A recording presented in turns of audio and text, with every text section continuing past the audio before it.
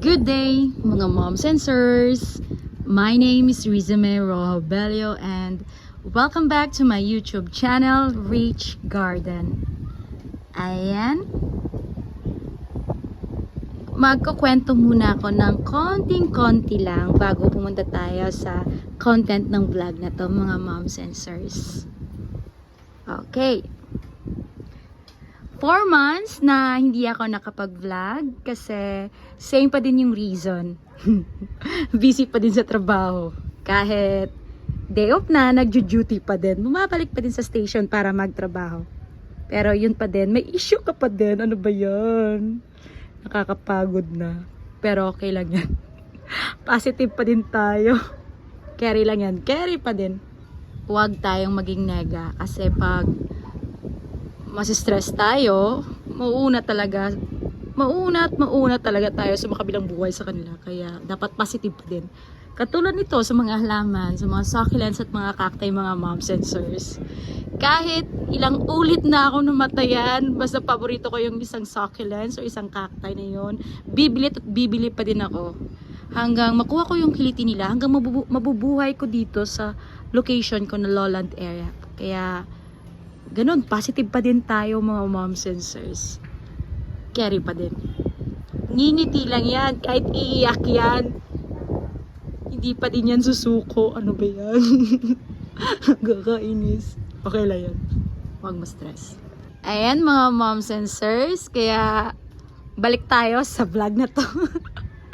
Ang content ng vlog na to, dahil 4 months na hindi ako nakapag-vlog, i-update ko lang kayo mga moms and sirs sa mga succulents at cacti ko dito. Kasi maraming nagtatanong, may nagko-comment sa post ko sa FB, at the same time sa YouTube account ko, at then may nagpi-PM sa akin na kung kailan ba ako mag-update ulit or kailan ba ako gagawa ng vlog ulit. Maraming nakasubaybay, kahit ilang subscribers pa lang yung nag-subscribe sa YouTube account ko. Tama ba? Parang ganon. Balala dyan. May nagtanong sa akin, nag-comment kumbaga sa FB ko kung bakit ba medyo medyo lumiit or medyo konti na lang daw yung mga succulents ko dito sa greenhouse. At dumabi daw yung mga cacti ko. Alam nyo, mga moms and sirs, marami ako namatayan ng mga succulents. Nag-decide na lang ako na bibili ng mga cacti imbis ng mga succulents. Kasi may mga succulents talaga na sensitive talaga, as in, sensitive talaga dito sa location ko. Kahit ilang years na or ilang months na dito sa akin, ayun, namamatay pa din. Kaya, ayun, bumili ako ng mga cacti. Then, medyo siguro na-addict ako sa mga cacti, kaya napadami yung bili ko. Pero marami naman talaga ako dito mga succulents, hindi nyo lang nakikita. Ayun dun sa kabila, oh. Dami kaya yan, oh. May mga sinampay kami, pasensya nyo na mga moms and sirs, ha. Kasi actually hindi talaga ako mag-vlog ngayon. Kakapunta ko lang dito sa itaas. Pero dahil wala akong may ginagawa, naghihintay ako sa mga bata kasi andun sila sa school. Later pa naman yung ano ba yung buhi sa Tagalog, nakalimutan ko. Yung labas nila sa school, kaya ayun, may time ako na mag-vlog or mag-ayos-ayos dito or maglipat dito sa garden ko. Ayan. Marami talaga ako. May isang cacti ako dito na clump na namatay kasi pagdating ko dito sa greenhouse, pagbalik ko mula sa duty ko, ayun, di ko na naagapan, namatay na. Andun, no? Sa ilalim. Anyan. Punta tayo sa loob, mga moms and sirs. Ayan.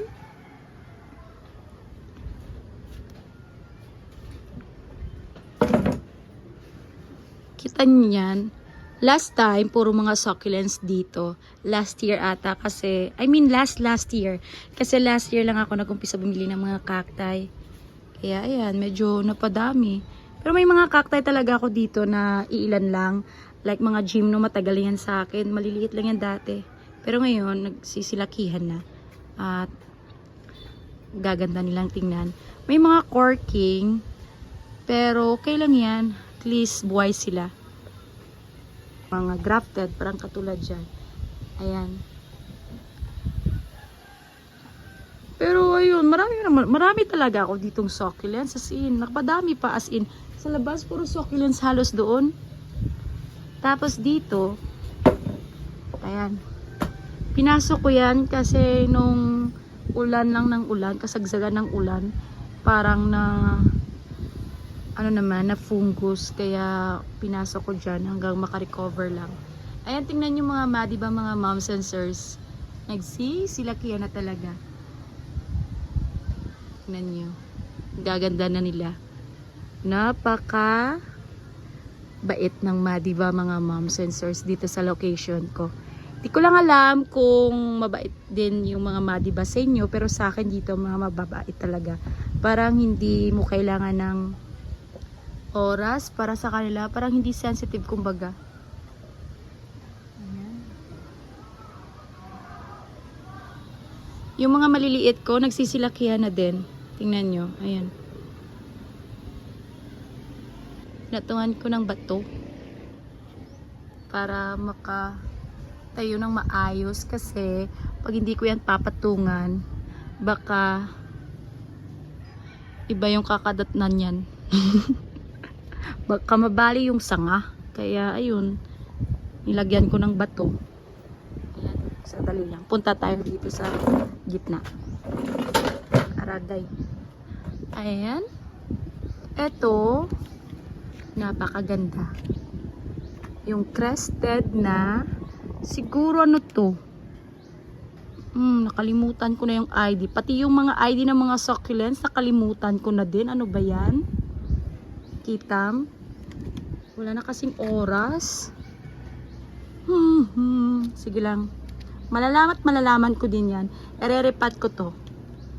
Mga pag makaka-oras, pag marami pa akong oras, ere-repat ko to. Ganda, diba? Ayan, tingnan nyo.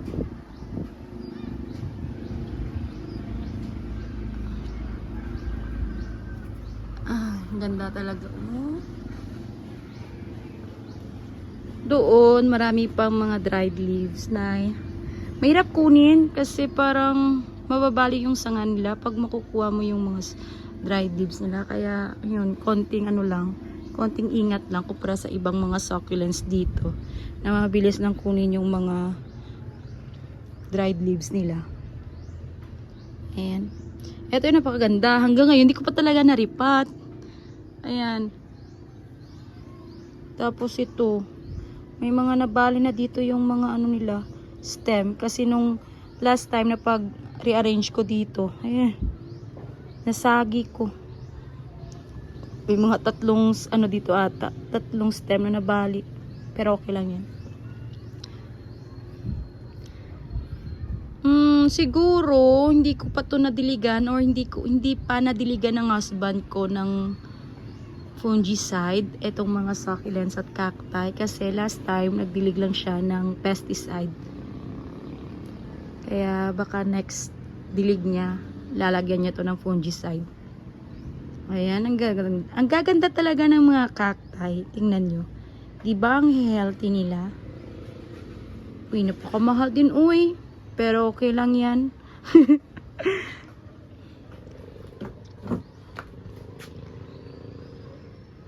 Oh, ito. Last time, ito, freebies lang to. Parang ganito kalaki.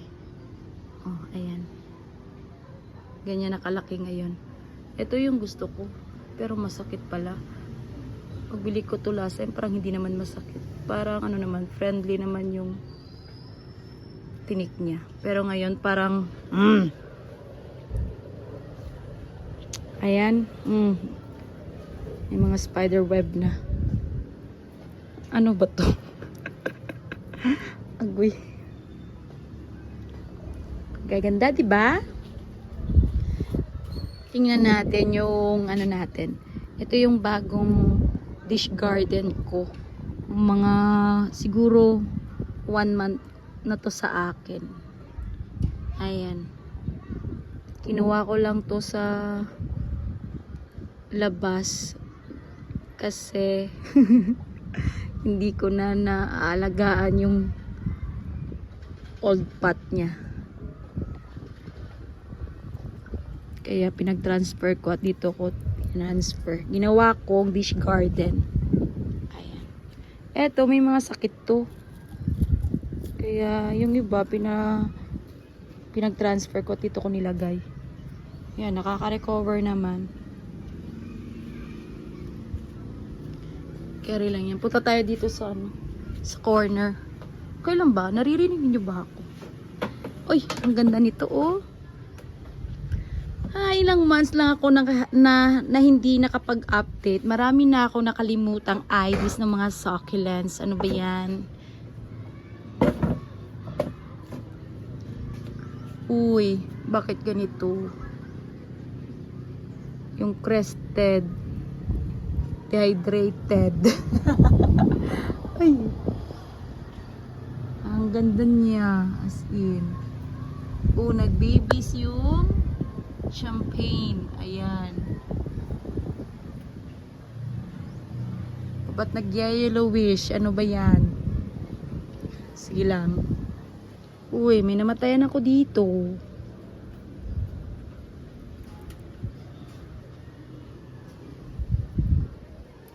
Diyan ka muna. O, ayan. Kita nyo, hindi ko pa yan naripat. Kitam. Sige lang. Ito pala, i-update ko kayo. Alam nyo ba? Ito lang yung Bar Tinkerbell na nabuhay sa akin, mga moms and sirs. Kasi may mga Bar Tinkerbell ako na binili na namatay. Ito lang talaga. Ito lang yung pinakamatagal ko na Bar Tinkerbell na nabuhay.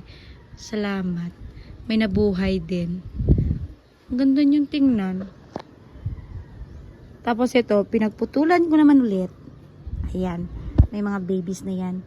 Ito, from putol din to. Nag-babies siya. Tapos ito yung pinakamaliit na stem na pinutulan ko na may babies na din. Sandali. Ayan, ayan. Ayan. Ito, pinagputol-putulan ko din. Pinagputol-putol ko din. Ayan. Variegated na lahat. Last time kasi hindi to variegated. Ewan. Ba't nag-dark? Ganda. Tapos ito variegated din. Tapos ito variegated din. Variegated. Ayan, variegated din. Tapos may baby na variegated din doon. Ayan. Sa dulo. Tapos ito, tingnan nyo, variegated din. Napagtripan. Walang ginawa. Walang gagawin sa garden. Ito yung napagtripan ko. Ano ba yan? Ayan. Ito yung mga propagation. Ito naman, tingnan nyo. Nag-babies na yan. Namatay dito yung pinakagitnang head. Tapos ayan. Nag-babies. Tapos ito, nag-babies din. Dito din pala may namatay. Ayan. Ito yung na-survive talaga, pinaka-healthy. Kasi ilang leaves lang to dati. Tapos yan, tingnan nyo. Charan! Naririnig nyo ba ako or hindi? Sorry. Wala akong mic. Punta tayo sa mga grafted. Uy, 11 minutes na. Tagal na pala. Punta pa tayo sa labas, mga moms and sirs. Ipapakita ko pa sa inyo yung mga succulents na naglalash, kumbaga. Napaka-wild doon yung mga succulents ko sa labas. Parang tanga ako. Ano ba yan? Ayan. Tingnan nyo. Napaka-stress. Makikita mo talaga na nagsistress sila kasi yung mga color nila nagsisigandahan talaga. Tingnan nyo, ayan. Ayan yung pinakamaganda. Ayun na yun. Nakalimutan ko yung seller. Ayan. Kung saan ko yan binili. Pero ayan. Alam kong mahal yan. Pero pag order ko sa kanya, nakaset kasi yan. Kaya ayun. Ginarab ko na. Binili ko na. Kasi minsan lang yan. Baka may ma-order pa. Ayan. Okay.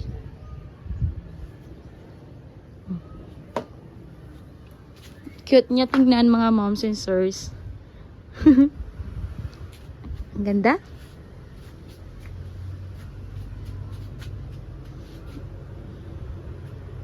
Labas pa ba tayo?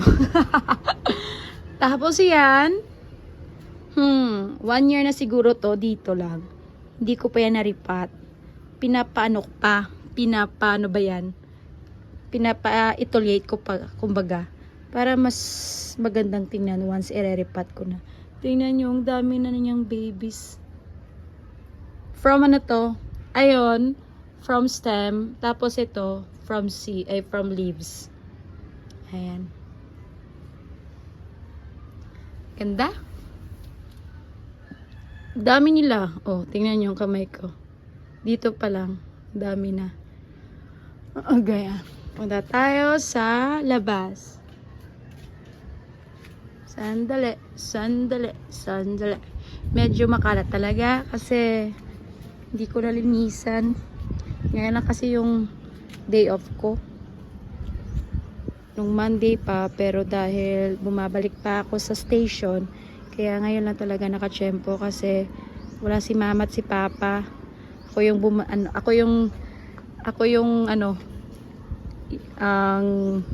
nagpasuyo si mama na bantayan muna yung mga bata. Ayan. Ito yung mga succulents ko sa labas na napaka-stress at napaka-lush at napaka-clump talaga. Tingnan nyo. Super lush. Ito yung kamay ko. Ay! Tapos ito yung, tingnan nyo. Diba? Ang ganda. Tapos ito yung pinaka talagang paborito ko sa lahat. Ang ganda talaga. Super. May mga naputol na stem dyan sa likod. Dahil napakahaba na. Hindi ko pa talaga naripat. Ito lang talaga yung pot niya. Dati pa. Ilang years na ito? Hirap to magripat. Dapat may pot ka na mas super taas talaga. Ayan. Tapos ito, niripat ko na. Dati pa. Ito, hindi ko alam. Ba't marami pa talaga nabubuhay dito. Ilang ulit ko na itong kinuha. Bumabalik pa din. Kasi siguro yung main roots niya, hindi pa din nakuha. Ano ba yan? Okay. Kunin ko yan ulit. Ito.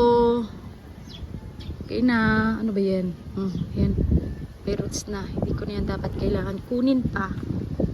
O, diba? Ang gaganda. O, nag-iiba yung color niya kasi stress na to.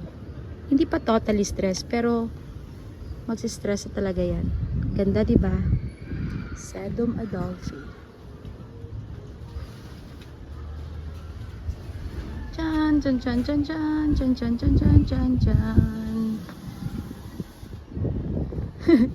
Nakikita yung ano ba yan? Tapos dito dito ako nagmula. Kunin ko yan. Ano ba yan? Bahala kayo dyan. Sige lang, kukunin ko yan.